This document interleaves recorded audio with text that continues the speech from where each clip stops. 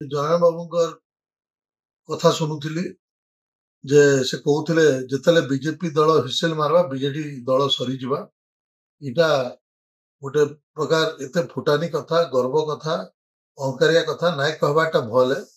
କାରଣ ଗୋଟେ ଦଳକେ ସାରବା एकमात्र यदि किए अछन बोले जनता जनार्दन अछन, लोक माने सारी पारबे, भोटर माने गोटे दल के सारी पारबे। केनी दल बा नेता गोटे दल के सारी नाई पारे।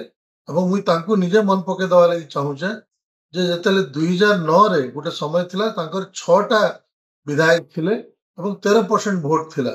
आ सेते बेले तो माने ओडिसा रे तृतीय स्थान रे थिले, कांग्रेस पछरे भी थिले।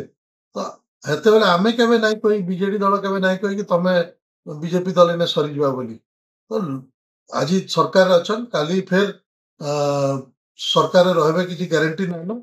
इने लोक ही निर्धारित करसन कि आगे जीवा कार दल रहबा कार दल नहीं रहे।